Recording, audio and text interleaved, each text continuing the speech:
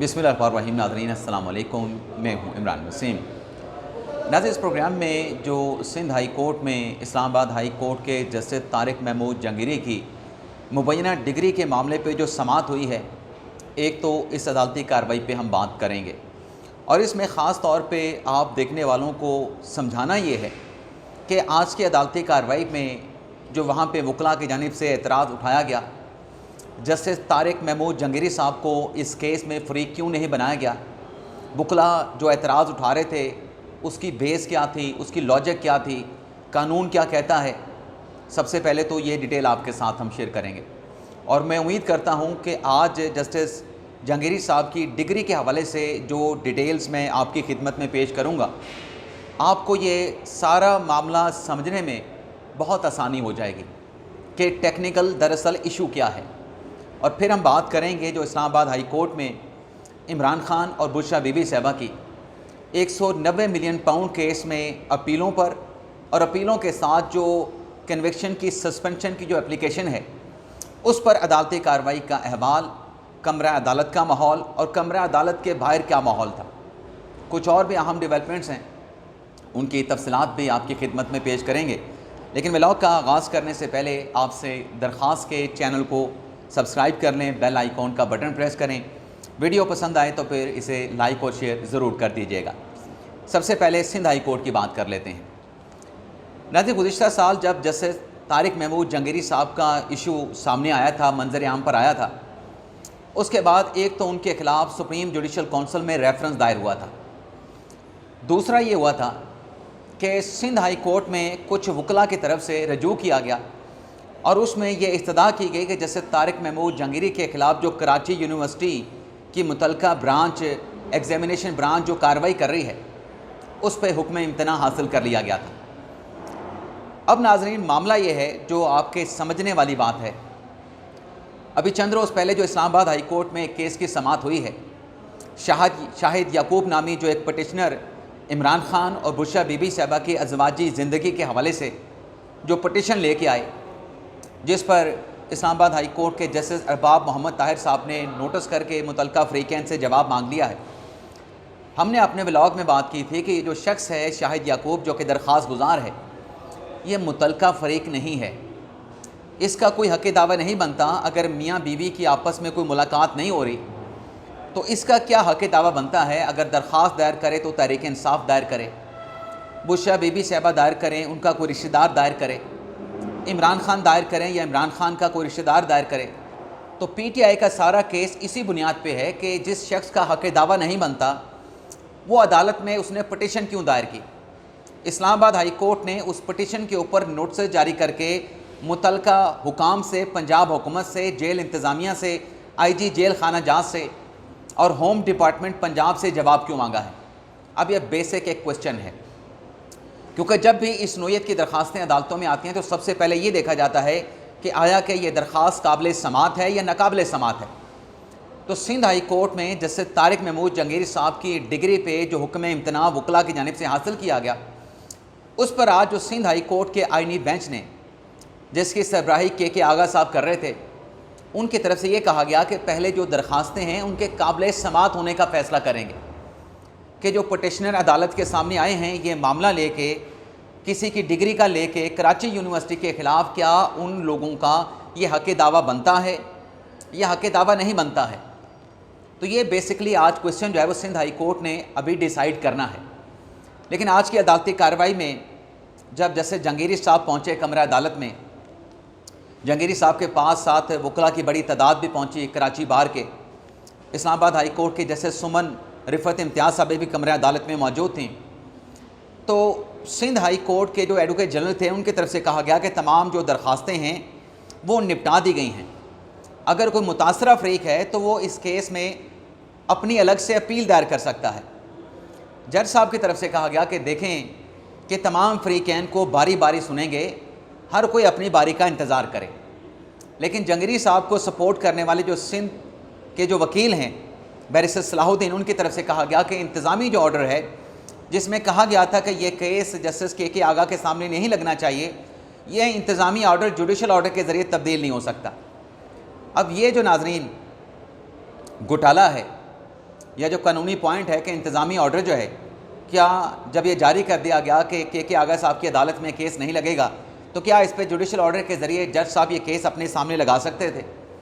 ये नाज़रीन इंतज़ामी ऑर्डर जारी उस वक्त हुआ था जब के आगा साहब ने आइनी बेंच के सरबराह ने कहा था कि चूँकि फ़ारूक एच नाइक साहब के चैम्बर से उनका ताल्लुक़ है, तो लिहाजा ये केस उनके सामने ना लगाया जाए। उसके ऊपर इंतज़ामी ऑर्डर हो गया। फिर एक अर्ली हियरिंग की एप्लीकेशन आती है सरकार की तरफ से, जिसमें यह कहा जाता है कि इस केस को, इसमें जो हायर एजुकेशन कमीशन है उसकी साख दाव पे लगी है, तो लिहाजा केस 30 सितंबर की बजाय आप इसको जल्दी लगा दें। अब फ़ारूक एच नाइक साहब जो हैं वो इस केस में वकील नहीं रहे, वकील के तौर पे पेश नहीं हो रहे, तो अर्ली हियरिंग की एप्लीकेशन पे जज साहब ने, के आगा साहब ने, यह केस जुडिशल साइट पे आज के लिए लगाने का हुक्म दे दिया। अब जब जुडिशल साइट के ऊपर पहले ऑर्डर हुआ, उस पर इंतज़ामी ऑर्डर किया गया कि के आगा के सामने ना लगाया जाए। अब अर्ली हियरिंग की एप्लीकेशन आई, फ़ारूक एच नाइक साहब इस केस में फ़रीक भी नहीं रहे, वकील भी नहीं रहे। अब के आगा साहब ने यह केस आज लगाने का हुक्म दे दिया। तो वकील का जो एतराज़ है, वो एतराज़ की कोई लॉजिक, कोई जवाब मुझे समझ नहीं आता। लेकिन वकील साहब ने कहा, सलाहुद्दीन साहब ने, कि ये केस कराची यूनिवर्सिटी का है। काबिल समात होने की जो बात उन्होंने कहा कि जज साहब कमरा अदालत में कर रहे हैं, इसका मतलब ये है कि आप दरख्वास्तों के काबिल समात होने का आज फ़ैसला करके उठ जाएंगे, उसके बाद प्रोसीडिंग नहीं होगी। जिस पे के आगा साहब ने कहा कि फ़ारूक एच नाइक इस केस में अब वकील नहीं रहे, अब मैं ये केस सुन सकता हूँ। तो जज साहब की पहले नेक नीयत ही थी ना कि उनका ताल्लुक़ जिस वकील के चैम्बर से है वो उनके सामने पेश हुआ, तो जज साहब ने सुनने से इनकार कर दिया, और अब वो वकील नहीं रहे उस केस में, तो जज साहब फिर इस केस को सुन सकते हैं।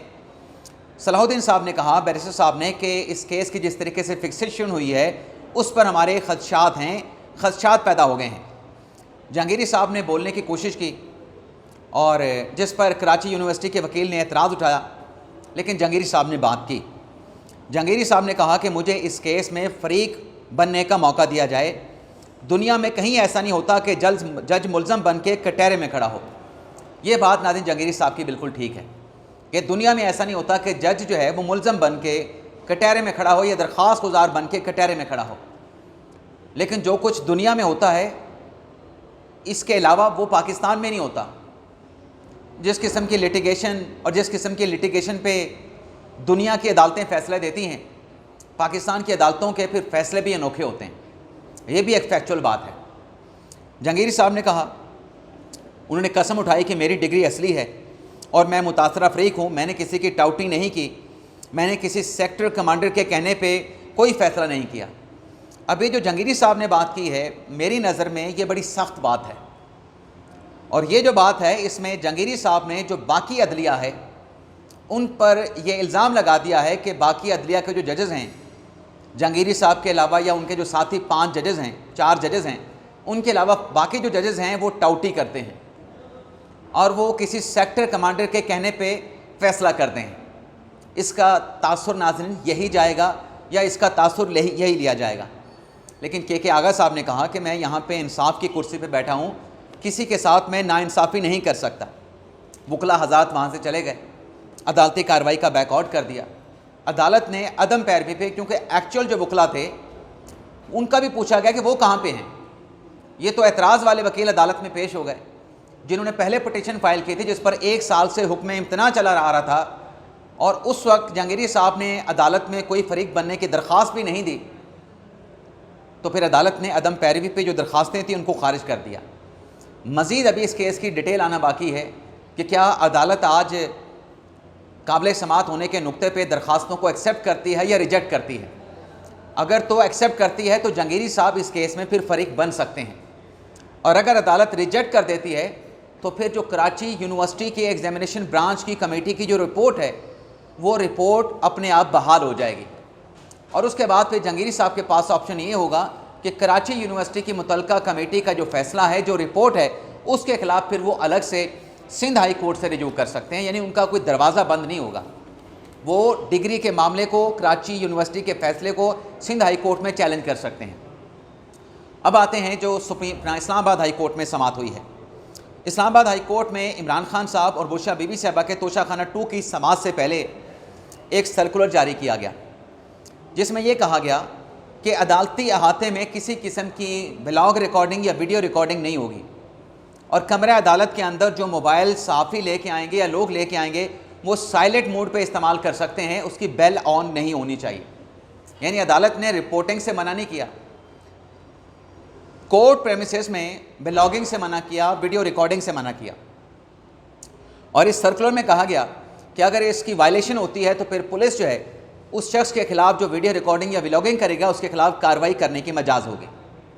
और आज की इस्लामाबाद हाई कोर्ट में इस अदालती कार्रवाई में अलीमिन गंडापुर साहब मौजूद थे, इमरान खान साहब की हमशीर गान मौजूद थे।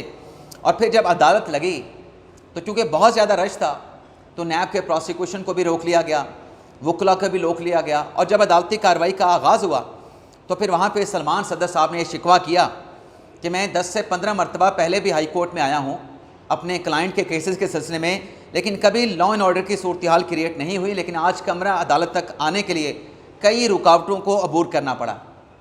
ये शिकवा सलमान अकरम राजा साहब ने भी किया, जिस पर जैसे डोगर साहब ने कहा कि मैं आपसे माजरत खा हूँ। फिर नैब के वकला पेश हुए, नैब के वकला की जानिब से कहा गया कि जो स्पेशल प्रोसिक्यूटर हैं जावेद भट्टी साहब वो बीमार हैं तो वो पेश नहीं हो सकते, तो उन्होंने इल्तवा मांग लिया। जिस पे सलमान सदर साहब ने कहा कि ये नैब के जो लोग हैं ये तो सारी रात एंजॉय करते हैं, मैं तो केस फाइलें अदालत के सामने पढ़ के पेश होता हूँ, तैयारी करके आता हूँ, अगर ये बात थी तो मुझे भी आगाह कर देते। सलमान सदर साहब ने कहा कि मैं आज अदालती फ़ैसले, अदालती नज़ायर लेके आया था कि इस नोयत के केसेस में जहाँ खातून इन्वॉल्व होती है, खातून की कन्विक्शन होती है, उस पर अदालतें जल्द जो कन्विक्शन या सज़ा होती है उसको सस्पेंड करके खातून को रिहाई का हुक्म दे देती है। अदालत ने कहा कि जब ये शिकवा किया कि ये इल्तवा की दरख्वास्त नहीं आनी चाहिए थी, तो अदालत ने जो फ़ैसला किया है वो ये है कि नैब के वकला को, प्रोसिक्यूशन को आखिरी मौका दे रहे हैं, और अगर आइंदा समात पे नैब के वकला पेश नहीं होते तो फिर जो निजी नैब हैं उनको ज़ाती हैसियत में अदालत में बुलाया जाएगा। यानी अदालत ने कार्रवाई को मुलतवी कर दिया बग़ैर किसी प्रोसीडिंग के। उसके बाद नाज़रीन ये होता है कि जो सलमान सदर साहब हैं, इमरान खान साहब के वकील, उनकी तरफ से बेंच से कहा जाता है कि आप इस केस में तारीख भी दे दें। जो इमरान खान साहब की बहनें हैं, जो उनकी पार्टी है, वो मुझे जाने नहीं देती, आप हमें तारीख दे दें कि अगली तारीख कब होगी। तो नाज़रीन चीफ जस्टिस सरफराज डोगर साहब ने कहा कि हमें मशवरा करने दें, 5 मिनट का वक्त दें, आपको हम तारीख दे देते हैं। तो फिर मशावरत करने के बाद 16 अक्टूबर बरोज़ जुमेरात की जो तारीख है वो अदालत की जानिब से दे दी गई है। चीफ जस्टिस ने मशवरा करने के बाद केस 3 हफ्तों तक मुलतवी कर दिया। सलमान सफदर ने पीर तक केस की समाअत पीर तक मुलतवी करने की इस्तदा की थी। अब तारीख तो ज़ाहिर सी बात है अदालत ने देनी है, तो 16 अक्टूबर की जो है वो तारीख अदालत ने दे दी है इस केस में। इसके अलावा नाज़रीन इमरान खान साहब के तोशाखाना 2 केस में जो बरीयत की दरख्वास्त इस्लामाबाद हाई कोर्ट में दायर की गई, जिस पर जस्टिस इनाम अमीन मिनाज साहब ने समाअत की, उसमें नाज़रीन इस्लामाबाद हाई कोर्ट की तरफ से तारीख दे दी गई है। जो एतराज़ किया जा रहा था, जो शोर शराबा किया जा रहा था कि तोशाखाना केस का ट्रायल मुकम्मल हो रहा है, तो लिहाजा ये बरीयत की दरख्वास्त के इसमें इमरान खान और बुशरा बीबी साहबा का ऑफेंस नहीं बनता है, तो हमारी अपील समाअत के लिए फ़िक्स की जाए। तो इस्लामाबाद हाई कोर्ट ने 7 अक्टूबर की तारीख दे दी है, और 7 अक्टूबर को इमरान खान और बुशरा बीबी साहबा की तोशाखाना 2 केस में बरीयत की अपील पे, क्योंकि निचली अदालत ने इमरान खान साहब की बरीयत की दरख्वास्त को रद्द कर दिया था, तो 7 अक्टूबर को जस्टिस इनाम अमीन मिनाज साहब समाअत करेंगे। इसके अलावा नाज़रीन जो रावलपिंडी अपना लाहौर हाई कोर्ट बेंच में जो GHQ रावलपिंडी हमला केस की अदालती कार्रवाई का बाइकआउट किया गया है, उसमें डेवलपमेंट ये हुई है कि सलमान अकरम राजा साहब ने आज एक ट्वीट किया जिसमें उनकी तरफ से ये कहा गया कि हमने जो GHQ रावलपिंडी हमला केस में ATC अदालती कार्रवाई का जो बाइकआउट किया था, उसमें आज हमने सीनियर जज के साथ, लाहौर हाई कोर्ट के सीनियर जज के साथ मुलाकात की है, लेकिन हमें बताया गया है कि हमारी जो अपील है 29 सितंबर से कबल नहीं लग सकती। अब ज़ाहिर सी बात है वहाँ पे कोर्ट जो रोस्टर है वो बड़ा हैवी होगा, उसमें स्पेस निकलना मुश्किल होगी, कोई भी वजह हो सकती है। तो सलमान राजा साहब कहते हैं कि 27 को वहाँ पे समाअत होनी है, लेकिन यहाँ पे 29 सितंबर के बाद की तारीख मिलेगी। तो ये नाज़रीन 2 ख़बरें जो इमरान खान साहब से जुड़ी, एक तोशाखाना 2 केस में बरीयत वाली और दूसरा जो GHQ रावलपिंडी हमला केस हो गया। इसके अलावा नाज़रीन आज़म समाती साहब, जिनका नाम ECL में था, आज़म समाती साहब ने ECL से नाम के इखराज ना करने पे जो कंटेम्प्ट की दरख्वास्त पेशावर हाई कोर्ट में दायर की थी, आज पेशावर हाई कोर्ट के चीफ जस्टिस अतीक शाह साहब ने तौहीन अदालत की दरख्वास्त पर समाअत करने के बाद फ़ैसला महफूज कर लिया। और chief justice Peshawar high court ने सरकार के वकील से कहा कि आप इन लोगों को छोड़ते भी नहीं, आप इन लोगों को गिरफ़्तार भी नहीं करते। अब हम इस केस का फ़ैसला महफूज कर रहे हैं और हम ये फ़ैसला सादिर फरमाएंगे तौहीन अदालत की दरख्वास्त पे, जिस पर सरकारी वकुला का यह कहना था कि अदालत के कहने पे आज़म सवाती का नाम हमने ECL से निकाल दिया है।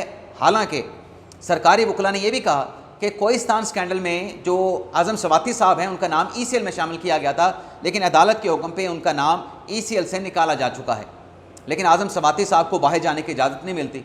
तो chief justice Peshawar high court ने कहा कि ये सियासी लोग हैं, इन्हें जाने दें, ये कहीं नहीं जाएंगे, ये वापस लौट आएंगे। तो देखते हैं पेशावर हाई कोर्ट ने आज जो फैसला महफूज किया है ये कब और क्या फ़ैसला सुनाया जाता है। इजाज़त चाहते नाज़रीन, अल्लाह हाफ़िज़।